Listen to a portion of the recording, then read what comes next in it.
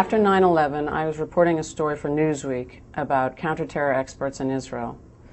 After the story ran, one of the experts called me up and he asked me if I wanted to meet. I met a guy. He was rather inscrutable.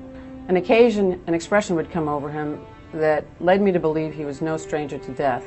My source has worked for over 35 years in the counterterrorism field, first as a commando, then as a commander in a reconnaissance unit. I believe he contacted me out of his interest in getting information. This is a man who his whole life gathers information, makes sense of information, and uses it for his own purposes. He, at the time, was spending a lot of time in Washington, D.C., and he came to understand that the Bush administration was not going to do what was necessary to secure America's airlines, and he was very concerned about it. It became clear that the modes of operation and the types of operations that he was talking about and that he feared would best be written about in fiction. Then I wouldn't have to betray any trust, he wouldn't have to betray any trust, but we could communicate the concerns that he had. My main character, Julian, is based on this real-life source. In many ways, I think that this book, Red Sea, although it's an adventure and though it's about counterterrorism, is a sort of at bottom, it's a book about loyalty. Marie Peterson is an expat. She really doesn't belong anywhere, and she's very attracted to this man who knows what his purpose is in life, who's been very clear about what he's supposed to do and who he's loyal to.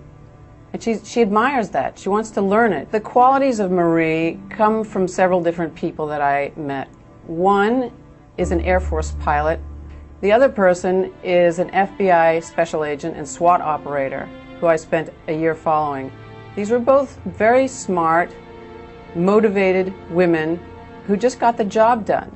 The technique that I write about in Red Sea is a bomb in a video kit, in the kits that play movies, in planes. It's a vulnerable piece of machinery in airplanes.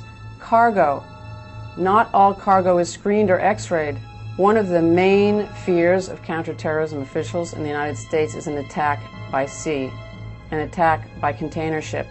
If you've ever driven up I-95 in New Jersey and looked at the thousands and thousands of containers stacked there, the attack that's outlined in Red Sea, I think, is very realistic and very possible. I've thought a lot about why this man came to me and wanted me to carry his message out.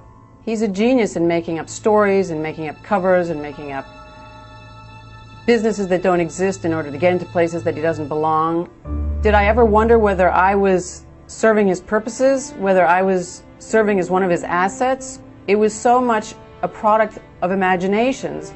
Mine, trying to write this story, imagining him in an operation, setting up stories, wondering at the same time, wondering what the bigger picture was. So this all was grist for the mill for my imagining Marie and Julian in this circumstance of chasing a terrorist, wondering how much they could trust each other.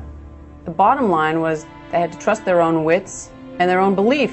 And I think what Marie learned most from Julian was loyalty to the mission. And that's not a bad thing to be loyal to.